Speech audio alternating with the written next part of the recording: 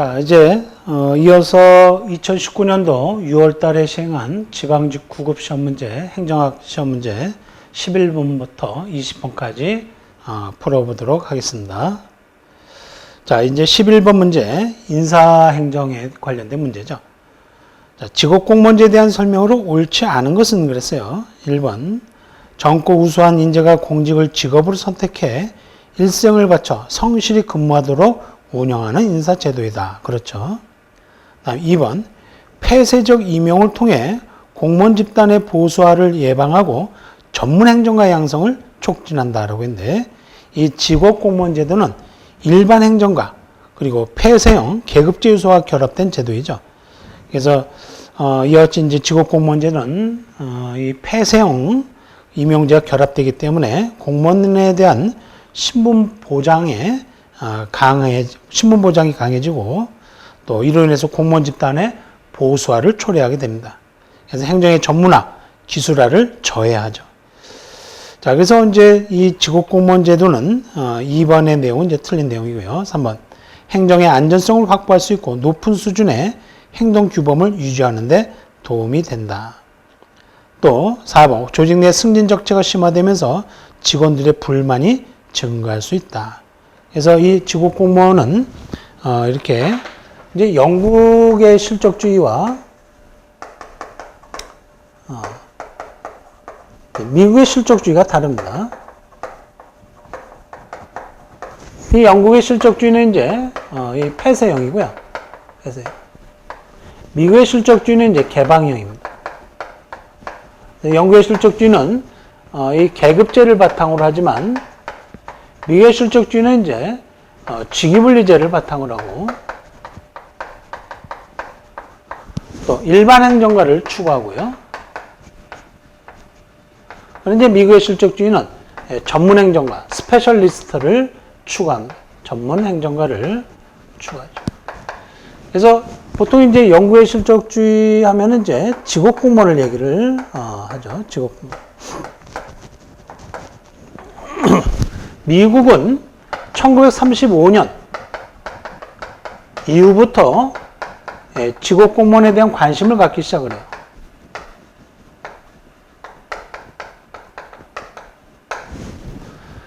그래서 이 미국은 실적주의가 도입이 된 게 이제 1883년 펜들턴법에 의해서 실적주의가 도입이 되죠. 그래서 영국의 이제 영향을 받았다. 이렇게 보시면 되겠습니다. 그래서 영국의 실적주의는 이제 1870년 제2차 추밀런의 영에 의해서 이제 영국의 실적주의가 도입이 되죠. 그래서 일반 행정가를 추구하고 주로 이제 직업공무원을 얘기하면 이 폐쇄형과 계급제를 바탕으로 하고 있고요. 그러나 이제 미국의 실적주의는 35년 이후부터 직업공무원에 대해서 관심을 갖기 시작을 합니다. 그래서 2번이 틀렸고, 그 다음에 4번, 조직 내 승진 적체가 심화되면서 직원들의 불만이 증가할 수 있는 게 직업공무원 제도고요. 다음 12번, 미국에서 등장한 행정이론인 신행정학에 대한 설명으로 옳지 않은 것은 그랬어요. 자, 1번, 신행정학은 미국의 사회문제 해결을 촉구한 반면에 발전행정은 제3세기 근대화 지원에 주력하였다. 그렇죠?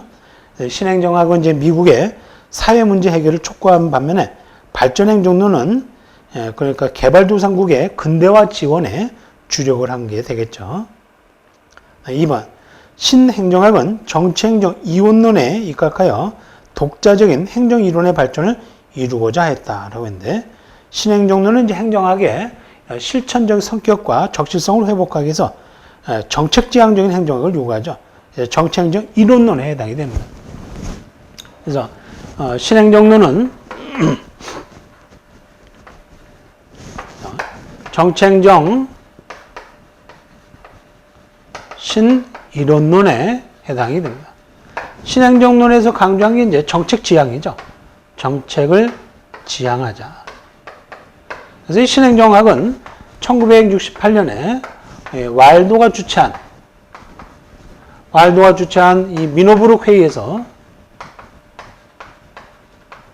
젊은 소장학파들이 행태론을 비판한 거죠.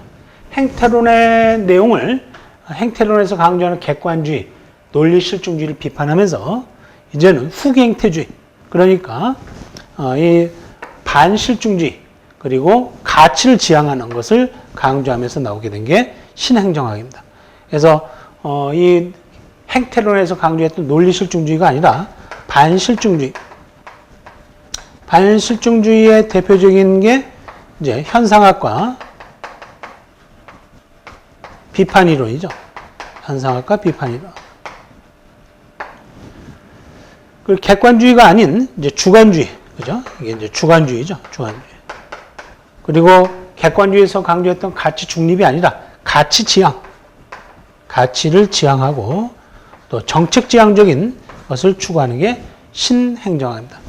그래서 현상학의 대표적인 사람이 이제 후설이라든가 하몬의 행위이론 있고요. 또 비판이론 이제 데나르트라든가 하버마스 이제 비판이론의 대표적이죠. 그래서 신행정학은 그래서 고객지향을 추구하고요. 고객지향. 여기서 고객은 이제 국민을 위함이죠. 국민을 위한 거. 그리고 이제 분권이라든가 분권, 또 탈관료제를 추구하고 또 합의에 의한 의사결정을 추구하는 게 신행정학입니다. 의사결정을 할 때는 합의를 하라. 합의에 의한 의사결정을 강조하는 게 신행정학입니다. 자, 그래서 옳지 않은 것은 여기서 2번이 틀렸고요. 3번. 신행정학은 가치에 대한 새로운 인식을 기초로 규범적이고 처방적인 연구를 강조했고, 신행정학은 왈도가 주최한 1968년 미노브룩 회의를 계기로 대동화했다. 맞죠? 그래서 이 발전행정론과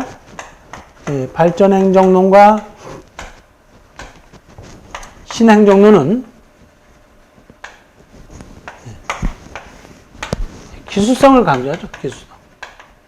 아트. 과학성이 아니라 기술성을 더 강조합니다. 그리고 능동적 역할을 추구하죠.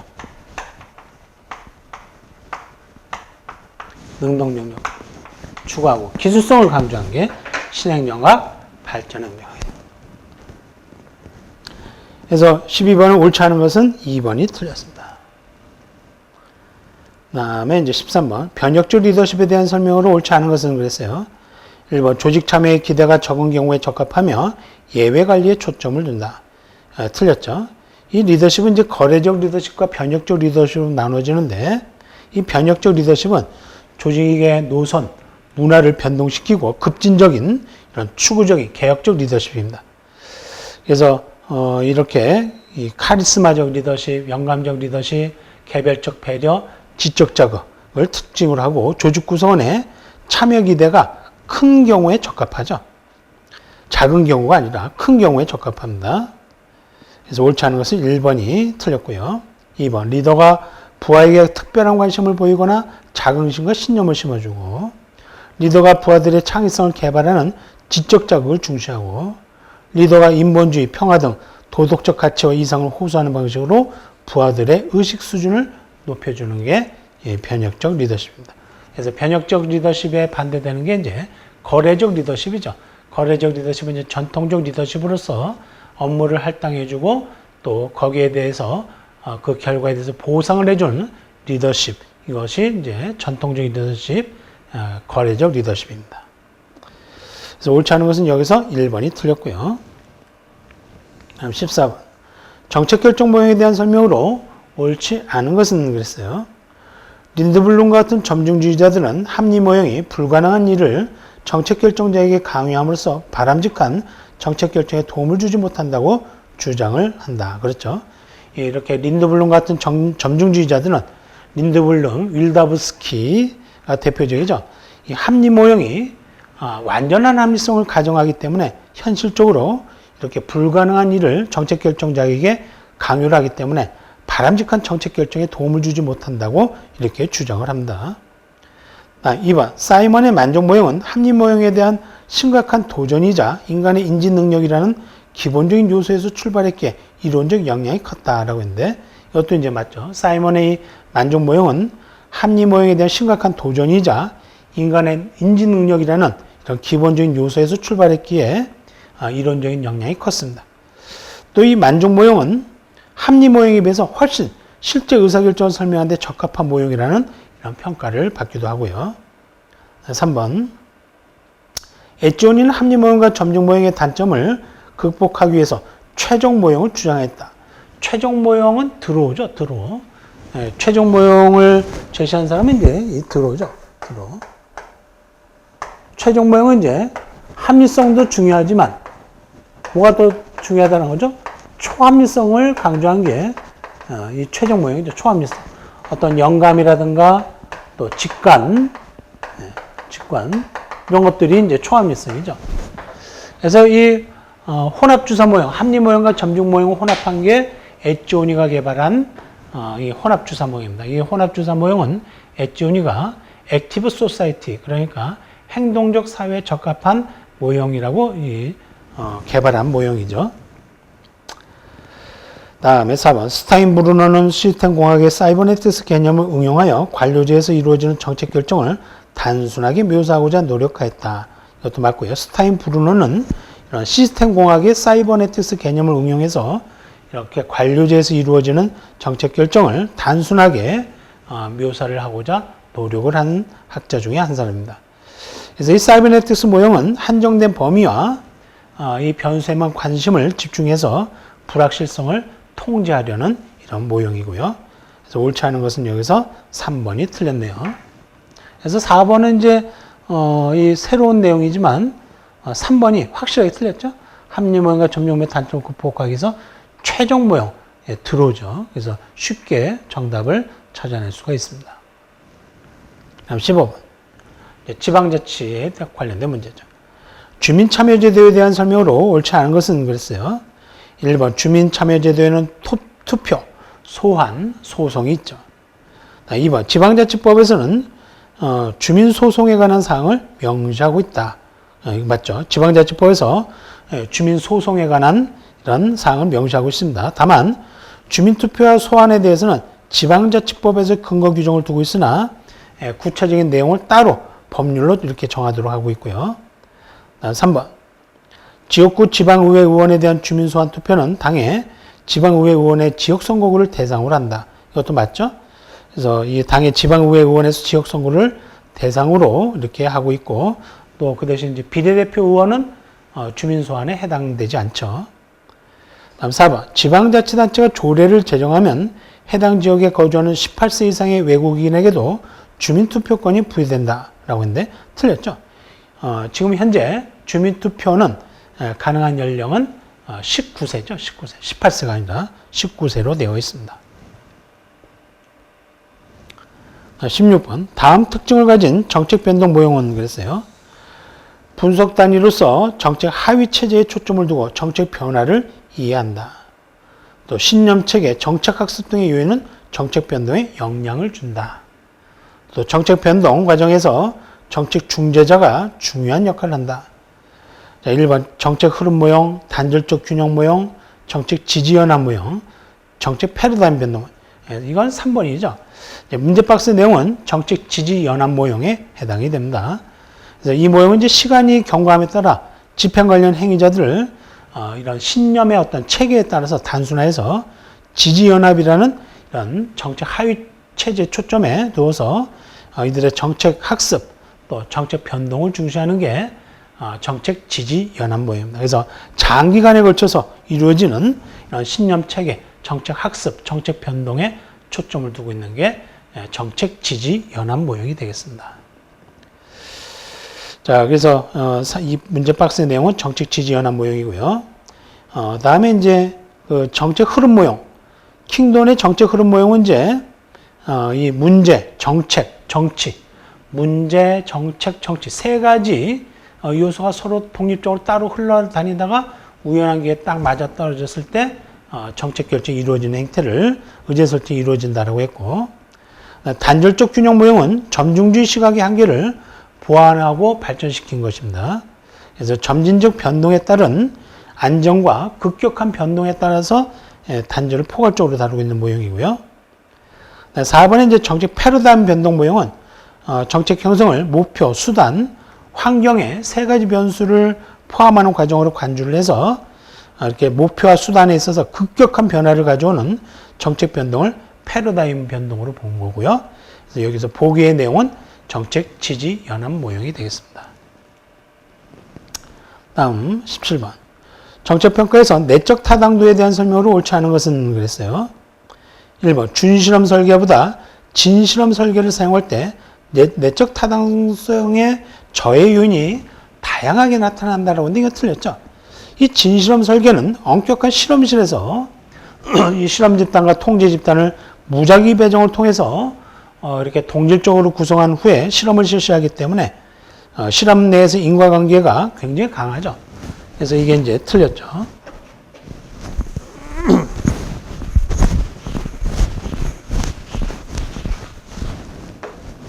정책을 평가할 때 이 타당도는 네 가지죠. 내적 타당도와 외적 타당도, 구성적 타당도, 통계적 결론의 타당도.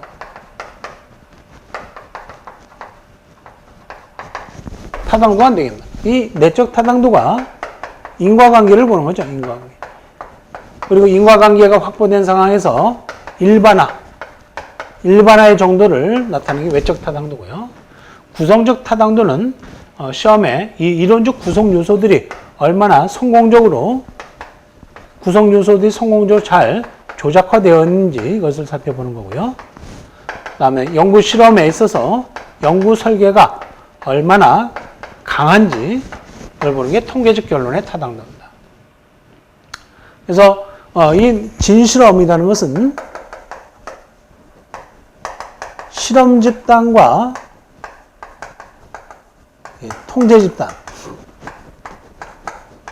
통제 집단은 이제 비교 집단이라고 하는데 실험 집단과 통제 집단을 무작위 배정을 거쳐서 무작위 추출을 통해서 동질적으로 구성을 하는 겁니다.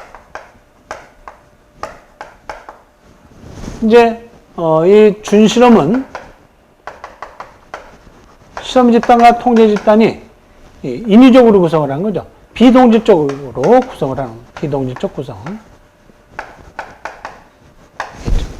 그러니까 이 진실험을 할 때는 실험 집단과 통제 집단을 구성을 해서 무작위 추출을 통해서 이 동질적으로 구성을 하는 거기 때문에 실험 내에서 인과관계를 살펴보는 이 진실험은 내적 타당도가 강하지만 외적 타당도는 약합니다. 그래서 진실험은 내적 타당도가 외적 타당도보다 강하고요. 준실험은 이제 반대로 외적 타당도가 내적 타당도보다 강한 게 준실험이 되겠습니다. 그래서 1번은 이제 바로 틀렸고요. 2번 정책의 집행과 효과 사이에 존재하는 인과관계 추론이 가능한 평가가 내적 타당도죠. 인과관계 추론. 내적 타당도죠. 3번 허위 변수나 혼란 변수를 배제할 수 있다면 내적 타당성을 높일 수 있다. 그렇죠. 그래서 이렇게 허위 변수나 혼란 변수는 정책 효과에 영향을 미치는 제3의 변수이기 때문에 허위 변수나 혼란 변수의 영향을 통제할 수 있다면 내적 타당성을 높일 수가 있습니다. 4번 선발 요인이나 상실 요인을 통제하기 위해서 무작위 배정이나 사전 측정이 필요하다. 그렇죠. 이렇게 선발 요인이나 상실 요인을 통제하기 위해서 실험 집단과 통제 집단을 동질적으로 구성을 해야 되죠. 그래서 이를 위해서는 무작위 배정이 필요합니다. 그래서 진실험 같은 경우 이제 무작위 배정을 하죠. 자, 그래서 여기서 이제 옳지 않은 것은 1번이 되겠고요. 다음에 18번. 공무원의 근무 성적 평정에 대한 설명으로 옳은 것은 그랬죠. 자, 1번. 평정 대상자의 근무 실적과 직무 수행 능력을 평가하지만 적성, 근무 태도 등은 평가하지 않는다. 1번 이제 틀렸죠. 근무 성적 평정은 공무원의 근무 실적, 그리고 수행 능력, 태도 등을 일정한 기준에 따라 체계적이고 또 정기적으로 평가해서 이 각종 인사행정 자료를 활용하는 제도고요. 다음 2번. 그 다음에 이제 중요 사건 기록 보면 평정 대상자로 하여금 자신의 근무 실적을 스스로 보고하도록 하는 방법이다. 이것도 이제 틀렸죠. 평정 대상자로 하여금 자신의 근무 실적을 스스로 보고하도록 하는 방법은 자기평정법이죠. 중요사건 기록법은 피평정자의 근무 실적에 큰 영향을 주는 중요사건들을 기술하는 평정 방법이 되겠고요. 그래서 다음에 3번 평정자가 평정 대상자를 다른 평정 대상자와 비교해서 발생하는 오류는 대비오차이다. 이거는 맞죠? 그래서 근무성적 평정을 하는데 발생하는 오류로서 대비오차. 대비오차는 바로 직전의 평정 대상자와 비교해서 평가에서 발생하는 오차를 대비오차라고 합니다. 3번은 옳은 게 되겠고요. 다음에 4번. 우리나라 6급 이하 공무원에게는 직무성과계약제가 적용되고 있다. 틀렸죠? 자, 우리나라는 이제 4급 이상 공무원에 대해서 성과계약 등 평가제도가 적용되고 5급 이하 공무원은 근무성적 평가제도가 적용이 되고 있습니다. 현재 우리나라는 이제 이 그 성과계약 등 평가가 있고 성과계약 등 평가가 있고 또 근무성적 평가 이렇게 되어 있습니다. 이 성과계약 등 평가는 4급 이상에 해당이 되고요. 근무성적 평가는 이제 6급 이하가 해당이 됩니다. 자, 그래서 이제 5급 이하요. 자, 이 성과계약 등 평가는 1년에 한 번 평가를 합니다. 12월 달에 하고요. 근무성적 평가는 이제 1년에 2번 평가를 합니다. 6월 달과 12월 달 2번 평가를 하고요. 근무성적 평가는 이제 상대평가입니다. 상대평가이고 성과계약 등 평가는 이제 절대평가로 합니다. 절대평가. 그러나 이제 여기서 단 고위공무원단은 상대평가입니다. 그래서 근무성적 평가가 이루어지는데 우리나라 공무원들은 4급 이상은 이제 성과계약 등 평가가 이루어지고 5급 이하는 근무성적 평가가 이루어진다. 그래서 절대평가고요. 상대평가고. 그러나 단 고위공무원단은 상대평가로 이렇게 하고 있습니다. 자, 다음에 이제 19번. 예비 타당성 조사에 대한 설명으로 옳은 것은 그랬어요. 1번. 기존에 유지된 타당성 조사의 문제점을 보완하기 위해서 2013년부터 도입하였다. 예비 타당성 조사는 1999년도에 도입이 되었어요. 2013년도가 아니라 1999년도에 도입이 되었고요. 2번.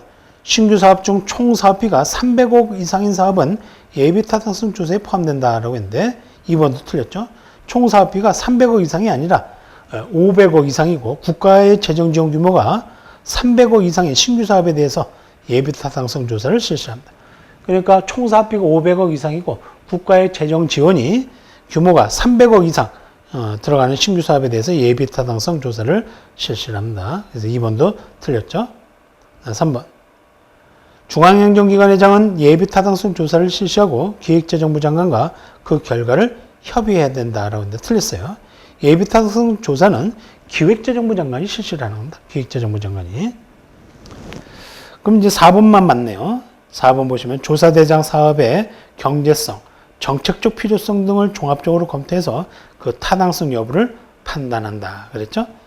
그래서 예비 타당성 조사 제도는 경제성이라든가 정책성, 또 균형 발전 등을 종합적으로 검토해서 타당성 여부를 판단을 하고 있습니다. 자, 그래서 사업 타당성에 대한 종합평가는 평가 항목별 분석 결과를 토대로 이 계층화 분석법 AHP 기법을 활용해서 개량화된 수치로 도출하고요.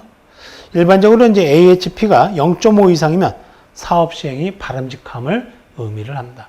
그래서 계층화 분석법을 통해서 0.5 이상이면은 그 사업은 타당성이 있다 이렇게 이야기를 하거든요.